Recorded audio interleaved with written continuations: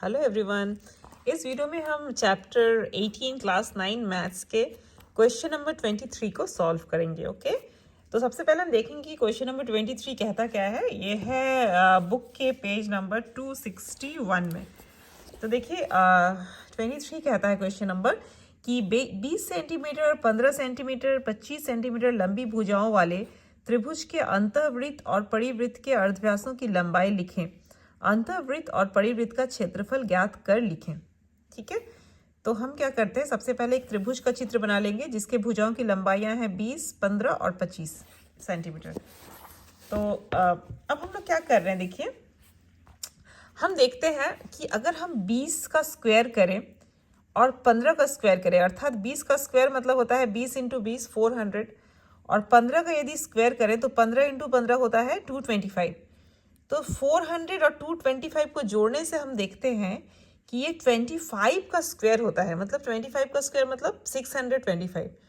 तो इसका मतलब क्या है कि अगर दो भुजाओं के वर्ग को जोड़ने से तीसरी भुजा का वर्ग अगर प्राप्त होता है तो इसका मतलब क्या होता है, आप लोगों को पता है ना क्या मतलब होता है कि इसका मतलब वह त्रिभुज जो है वो कैसा त्रिभुज है, वो राइट एंगल त्रिभुज है। अर्थात उस त्रिभुज में एक कोण जो है वो 90 डिग्री का है। अगर किसी त्रिभुज में अगर कोई त्रिभुज राइट एंगल त्रिभुज हो तो उस त्रिभुज में क्या होता है कि आधार का स्क्वायर प्लस लंब का स्क्वायर बराबर होता है कर्ण का स्क्वायर। ये कौन सा फॉर्मूला के मुताबिक ये होता है, ये होता है पिथागोरस थ्योरम के अनुसार। ठीक है, तो इसीलिए मैंने चित्र को भी वैसे ही बनाया है, क्योंकि मैंने देख लिया है शुरू में ही कि 15 का स्क्वायर और इसका स्क्वायर करके जोड़ने से 25 का स्क्वायर आता है, इसलिए मैंने चित्र को एक समकोण त्रिभुज ही बनाया है। ओके, जिसका आधार को हम 20 भी लिख सकते हैं, 15 भी लिख सकते हैं। तो मैंने आधार को 20 लिख लिया है और इसको 15। और ये सबसे बड़ा जो भुजा होता है समकोण त्रिभुज का कौन सा होता है, कर्ण होता है, तो इसलिए कर्ण को मैंने 25 लिखा है। ओके, अब देखिए कहता है कि इस त्रिभुज के अंतःवृत्त और परिवृत्तों के अर्धव्यास की लंबाई लिखें। अब हम क्या कहता है इसका कि इसका अंतःवृत्त मतलब त्रिभुज के अंदर का जो वृत्त है, ऐसा वृत्त जो कि त्रिभुज के तीनों भुजाओं को स्पर्श करे, है ना। तो देखिए एक एक बिंदु पे, इन बिंदुओं पे इसको स्पर्श कर रहा है, यह है त्रिभुज का अंतःवृत्त। और त्रिभुज का एक परिवृत्त भी कहता है, तो परिवृत्त भी मैं बना ही लेती हूँ उसको चित्र से।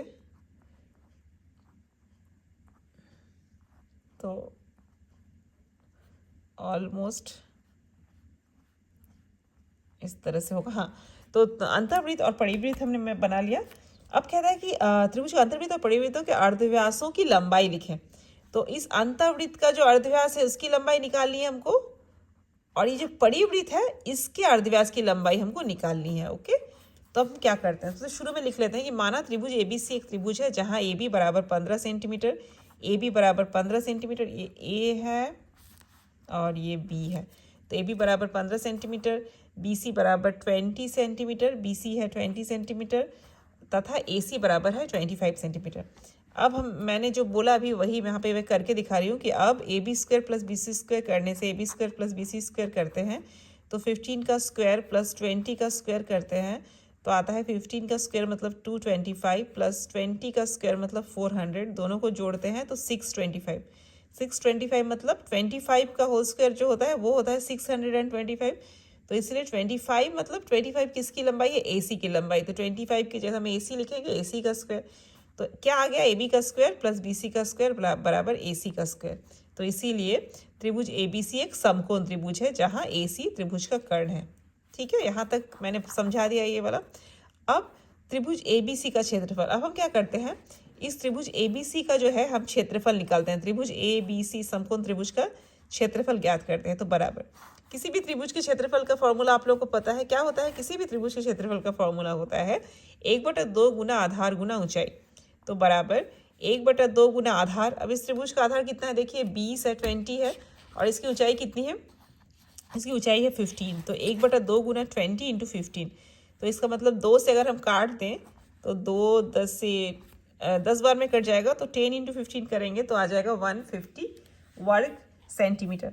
अब क्या करते हैं, अब त्रिभुज AOB का क्षेत्रफल प्लस त्रिभुज BOC का क्षेत्रफल प्लस त्रिभुज AOC का क्षेत्रफल। अब हम क्या कर रहे हैं, देखिए हम जो है इस अंतर्वृत्त का जो केंद्र है उसको कहते हैं O, उसका नामकरण करते हैं O।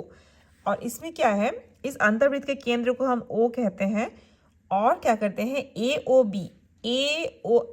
को जोड़ते हैं आपस में, ठीक है।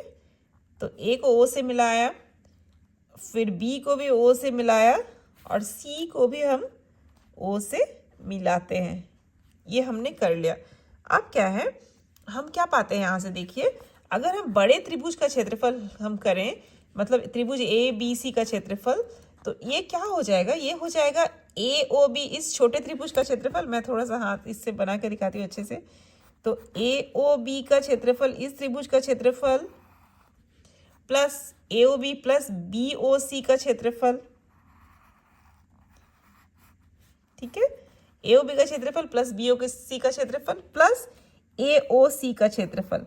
अगर इन तीनों छोटे छोटे त्रिभुजों को जोड़ दे तो क्या प्राप्त हो जाएगा, बड़ा वाला त्रिभुज ABC का क्षेत्रफल। तो वही हम लिख रहे हैं यहाँ पे कि AOB का क्षेत्रफल प्लस BOC का क्षेत्रफल प्लस AOC का क्षेत्रफल बराबर त्रिभुज ABC का क्षेत्रफल, विच इम्प्लाई। अब देखिए AOB का क्षेत्रफल मतलब, यहाँ पे चित्र में ध्यान दीजिए, AOB का क्षेत्रफल मतलब AOB ये वाला है त्रिभुज, तो इसका क्षेत्रफल मतलब 1/2 गुना आधार गुना ऊंचाई। अभी अभी मैंने कहा कि किसी भी त्रिभुज के क्षेत्रफल का फॉर्मूला होता है 1/2 गुना आधार गुना ऊंचाई।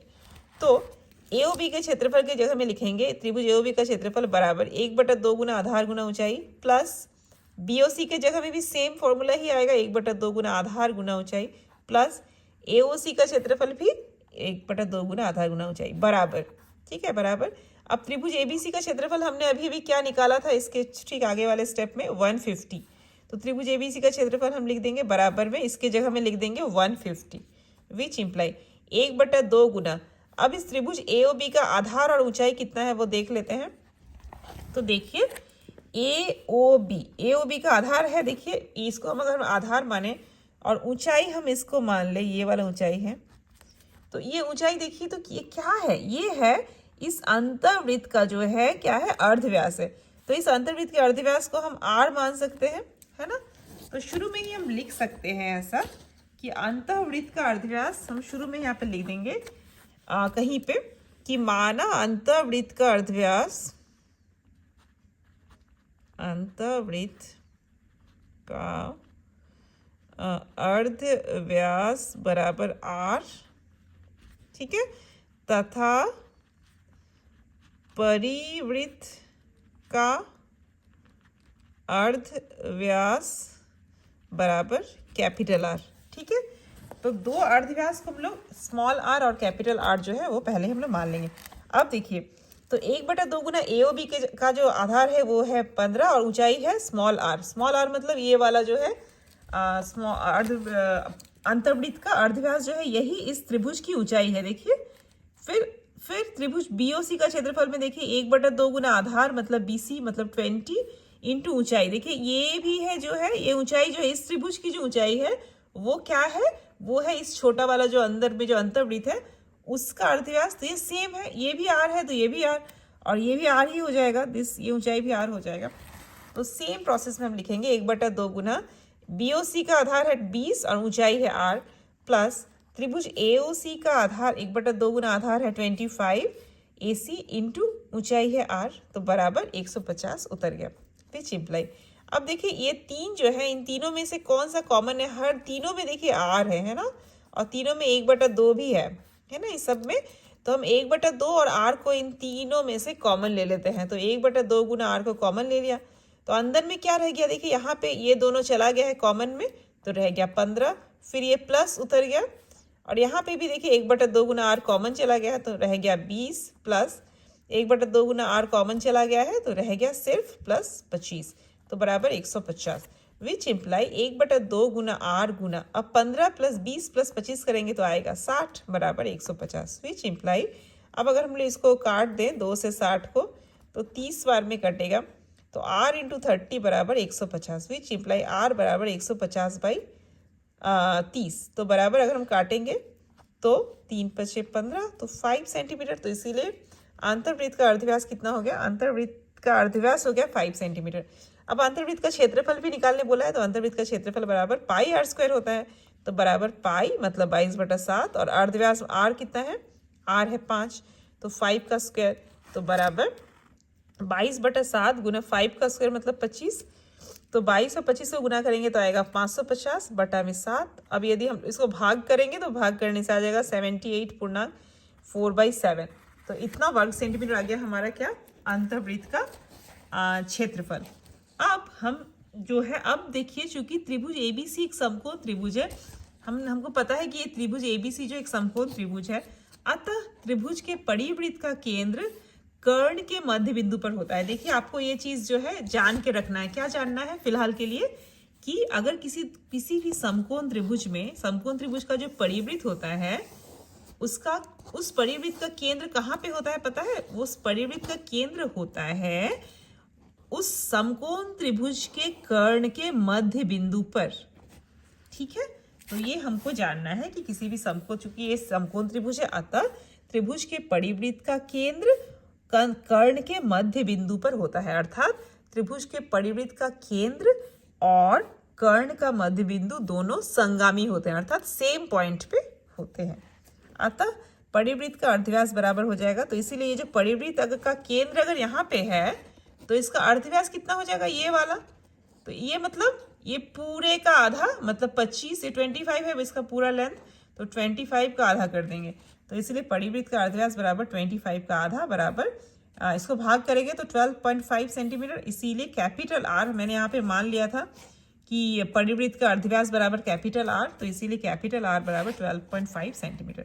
अब परिवृत्त का क्षेत्रफल निकालेंगे, पाई आर स्क्वायर, ये भी फॉर्मूला सेम होता है। तो पाई मतलब 22/7 और आर स्क्वायर करेंगे तो 12.5 इंटू 12.5। ठीक है, तो 22/7 गुना 12.5 बटा, और पॉइंट हटेगा यहाँ पे आ जाएगा 10, यहाँ से ही पॉइंट हटेगा तो आ जाएगा 10। अब अगर हम इसको काट दें, सबको काटने से क्या आ जाता है एंड में हमारे पास 6875/14। तो इसको अगर हम लोग भाग करेंगे तो भाग करने से आता है 491.1/14, इतना वर्ग सेंटीमीटर आंसर। ठीक है, तो इस वीडियो में बस इतना ही, मिलते हैं नेक्स्ट वीडियो में। Thank you so much.